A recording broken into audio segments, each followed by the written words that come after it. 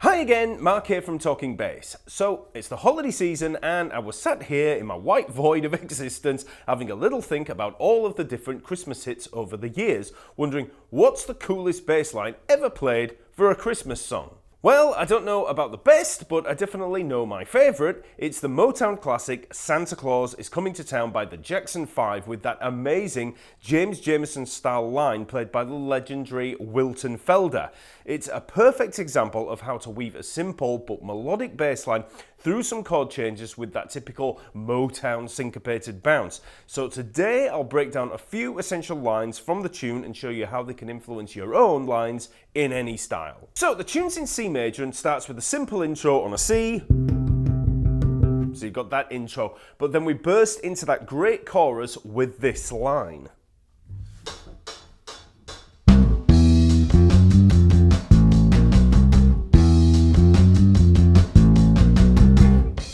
So let's have a look at what we have here. So we start on that C, 3rd fret of the A string there, then we jump up to the E at the 2nd fret of the D string, and then we work up F, F sharp, G, 3rd, 4th, 5th frets there. So then we're on the F, 3rd fret of the D string, then we drop down to the open A string and we work up B flat, B, C, so 1st, 2nd and 3rd frets. So a lot of chromatic stuff in here, and I'm going to break all of this down so you can see what's actually going on here harmonically. For the fretting and fingering of that chorus, there's plenty of different ways to play it, but probably the easiest way for most people is starting on the 2nd finger. So that's the middle finger for the C, then jump up with the 1st finger, the index finger for the E, and then you just move that 1st finger up to the F at the 3rd fret, and then 1, 2, 3 in the fingers. Then obviously drop down to the open string, and then fingering again, 1, 2, 3. Okay, so you're just using the 1st, 2nd, and 3rd fingers. You could use the 4th finger as well. You know, as you come up, if the stretch is too big, you could use the 4th finger there, so 1, 2, 4, but, you know, the 3rd finger is probably going to be okay for most people. From a rhythmic standpoint, the main thing to focus on here is the drop down to the A in the 2nd bar, which is on the and of 2. So we've got that syncopation there.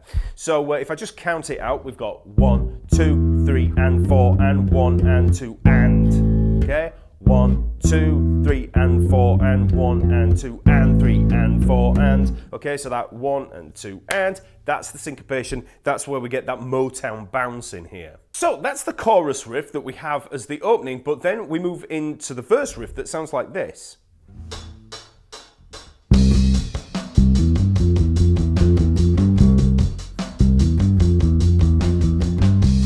Okay. So again, we start on the C, 1 and, just those two eighth notes there, and then we have 1 and 2 and 3 and 4, and we come up the C major arpeggio, C, E and G. 3rd fret A string, 2nd and 5th fret on the D string. So that bar, 1 and 2 and 3 and 4 and. For the 2nd bar, we just have straight 8th notes throughout. And we just alternate between the F and the E, 3rd and 2nd fret on the D string, F, E, F, E, F, E, F, G, finishing up with the G, 5th fret of the D string, okay? So, both bars.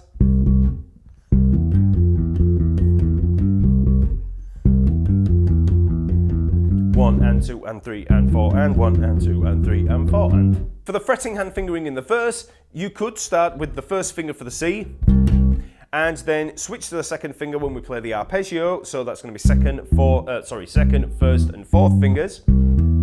And then you're there in position for 2, 1, 2, 1, 2, 1, 2, 4 in the fingering there. So,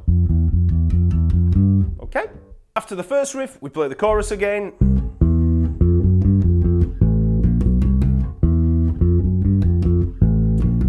And then we move into the end of that chorus with the Santa Claus is Coming to Town, which sounds like this. Okay. So here we're working through a short chord progression that I'll talk about in a minute, but we start on the C there, just playing that twice, 3rd fret of the A string, then down to the B, 2nd fret, and then down to the open A string. Then we play the upper octave of that A at the 7th fret of the D string. So, then we play the D at the 5th fret of the A string twice, and then we come down A flat, G, 7th, 6th and 5th frets on the D string, so a nice little chromatic move there. So, and then we play the C to lead back into the C, and there's another little riff to cover there. But that's that ending of the chorus there. So.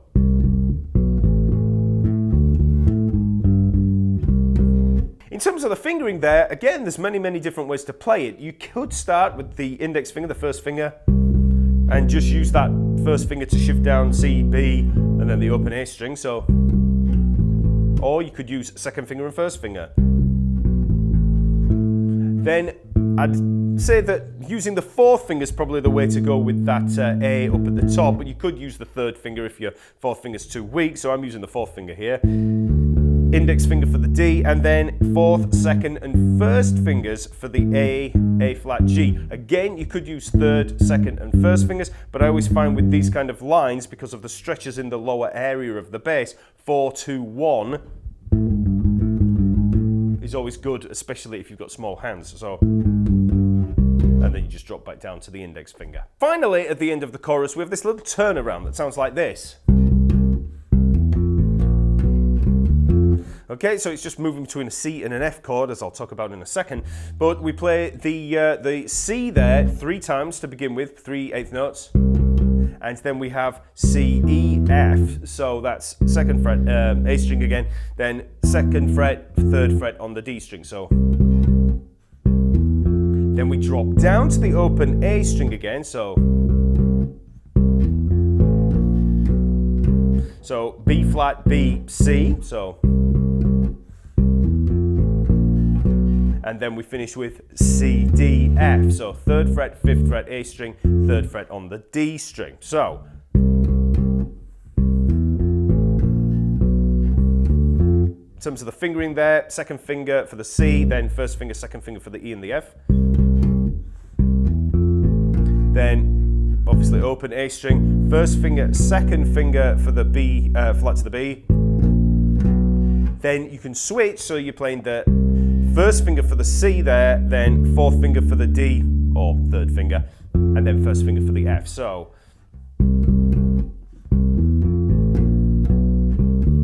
that little shift there from the second finger to the first finger makes a big difference, and you'll find that that kind of move can help a lot with many different types of bass lines. When you're first looking at a line like that, the temptation is to keep going with the either third finger or the fourth finger for the C, but actually switching before you get to that point, so it's second finger to the first finger, that little jump there can really set you up for the next part. So,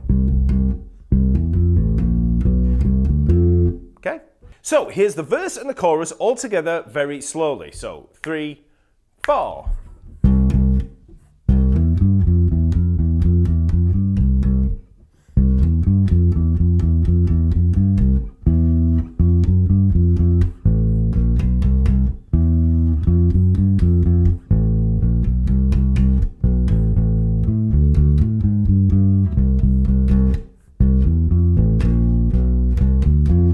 So that's the basic idea behind the tune. There are a few extra parts and some variations, but the cool bass parts all work around that basic verse-chorus framework. So you want to try practicing that really slowly until you've got that down, build it up in small chunks, and then you can try with the track. But don't try with the track until you've got it down. It's quite deceiving, this tune. It actually, flies along at a fair pace. You can start getting these things down, with the,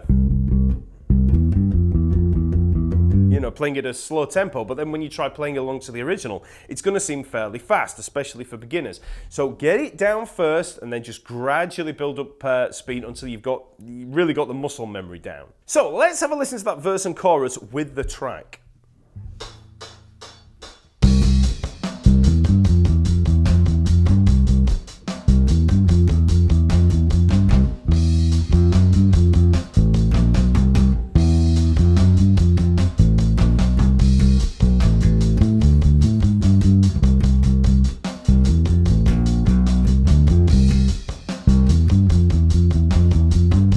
And you can just work round and round. As per usual, the tracks are all there over at the Talkingbass website, so just click that link in the info below. And like I said, don't go straight into using the tracks. Get it down under your fingers first, and then just gradually build up speed. Start at the tempo that you need to play it at, and then build up progressively. So now let's delve a little deeper into that bass line and see what's going on here. So in breaking down any bass line, we have to relate everything to the harmony, the chords of the piece. If we look at the chord progression and know the chord tones by way of the arpeggios, we can relate everything to the chords and see what's a chord tone and what isn't. When Wilton Felder created this bass line, he would have been thinking about the chords and working around the chord tones. This is why learning harmony is important, as you'll see. So for the opening chorus, we're simply moving between the chords C major and F major. So we want to know the arpeggios of those chords so we know what the notes are in there. So we're going to have C, E and G for the C major, and we've got F, A and C for the F major. So for the C major, third fret on the A string, second and fifth fret on the D string. So it's a root, a major third and a perfect fifth. Okay, so we can move that that pattern all around if we want, and we can play there on the F. So F, A and C, so first fret of the E string, and then open A string and the C at the third fret there. But we could also play it up here, so third fret D string, second and fifth fret on the G string. You can just move it wherever you want. Okay, and also you can play those chord tones in any order you want. So I can play the F there, open A, I can play the C up there. You know, the order doesn't matter. We just want to know the chord tones. So for that chorus, we've got C major for the first bar. So you can see there, we're outlining that C major arpeggio. We've got the C and the E there, they're both chord tones. And then this little F sharp leading up to the G, that's just chromatic passing notes between the E and the G. And that's what you need to look at when you're looking at bass lines. And that's what all of these Motown kind of bass lines do. Okay, they'll work around the chord tones with this kind of chromatic passing motion. It's what makes it sound really cool. So if you just look at that C major arpeggio there, and then just think, okay, we can fill in the gaps. You've got the E to the G, just fill it in with the F and the F sharp. Okay, so we're still playing in C major, we're using that C major arpeggio, C, E, G, but we filled the gaps in, E, F, F sharp, G. Okay, so we're still playing over that C major. So this is what I mean when I say melodic devices. You've got the chord tones, and then you use non-chord tones as passing notes, auxiliary notes, all of that kind of stuff. Don't worry about all the jargon there, but basically we're filling in the gaps and just moving around them, okay? Then we're on to the F major, and we have, so we play the root note again for the F there, chord tone, open A, chord tone, that's the third there, and then we've got that same move, that chromatic move up from that third up to that fifth, just filling in the gap. B flat, B, C. We're just filling in the gap between the A and the C. So remember what I said? F, A, and C are the chord tones of F major, and we're just filling in the gaps, okay? So for the verse, we've got the same chord progression, C and F, okay, one bar each. We start with the C, that's the root note of the chord, and then we come up through C, E, and G. They're the chord tones, C, E, and G. It's the C major arpeggio. So this is how you use chord tones in a bass line. And then that leads us into the F. So now on the F chord, so we have, so that's the root note there, and we're using a little auxiliary note, or what you could call a neighbor note. It's just that neighbor there, F down to the E. We're still in the key of C major here, so we've got F down to the E and back. We're just working around it, a bit like a trill. Okay, so you don't have to pass between two chord tones. There's many, many different things you can do with them, but the focus is still the F, the root note of the chord. We're just moving to that E back and forth, and then we jump up to the G, which leads us nicely into the C. So that's because of the 5-1 cadence there, but you don't have to worry too much about that. But 5 leads into 1 very, very well. Okay, so Okay, you know that sound. Okay, that's essentially what we've done there. Then for the end of the chorus, where we have, we're actually working through the chord progression C, A minor, D minor, and G. So that's a 1, 6, 2, 5 in the key of a C major. So what we're doing here is standing on the root note, the C there, and then we're using the B to just connect the C to the A. That's all it is. It's a passing note. So we've got the C, the chord tone, then the A is the root note of the A minor. We're just putting that note in between. We could use both notes if we wanted, but it's just use that B to connect them. That's all it is. You see the C, you see the A. What note is there in between? The B, okay?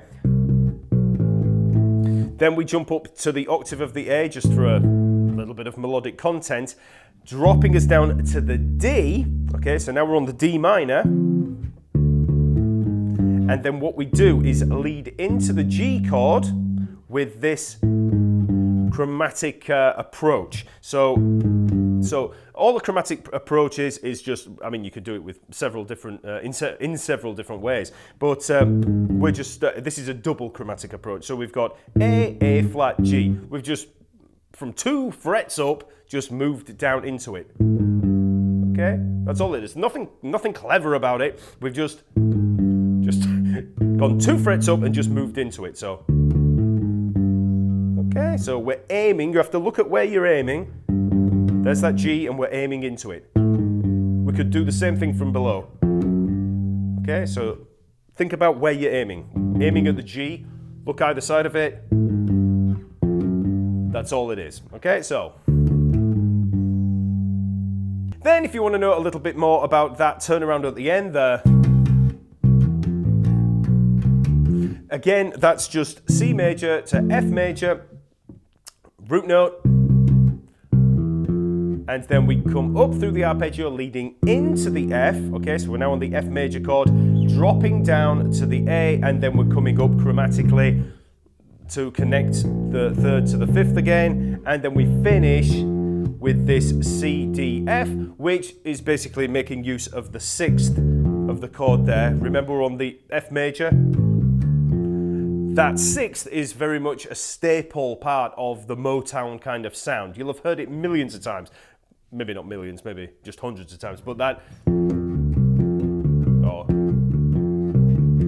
that kind of sound, that's making use of that 6th in there. So we've got the root, 5th, 6th. And that's basically what we've got here. So, leading us back into the C. So as you can see, this is why learning about chord tones, learning arpeggios, learning how chords are created, and then all of these little melodic devices in there, this chromatic movement, chromatic passing notes, chromatic approach, all of that stuff that sounds complicated because, when somebody says it's a double chromatic approach note, it just sounds like a lot of jargon. But actually, when you just know that you're just doing that leading into something, it can make a lot more sense. And when you start to do this or practice doing this through chord progressions, it's going to make your bass lines sound really cool and funky. So instead of just playing, root notes, you can start to bring in some of that chromatic approach, like the, you can use that just to approach the, just any of the root notes. That's all you need. It just makes it sound very funky. And also, remember what I said about the filling in the gaps there with that chromatic passing. This is all the kind of stuff that you learn in walking bass lines, which, people like James Jamerson came from that background, which is, that's all they did. They took the jazz training and they just brought it across into the more syncopated kind of Motown style. So we've got that kind of bass line, but you put a rhythm behind it. So that basic verse and chorus is all I'll be covering today. If you can get that down, you'll be able to play through pretty much all of the tune. I mean, there's a couple of little extra bits, but, the main thing to be taking from here is the actual use of these chord tones and all of the melodic devices. That's what this lesson's all about.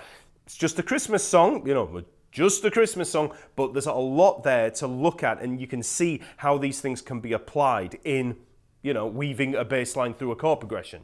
Okay, so that just leaves me to wish you happy holidays wherever you are. Sign up to the channel if you haven't already, like and comment on the video, go check out the lesson material and tracks over at the website, and I'll see you next week.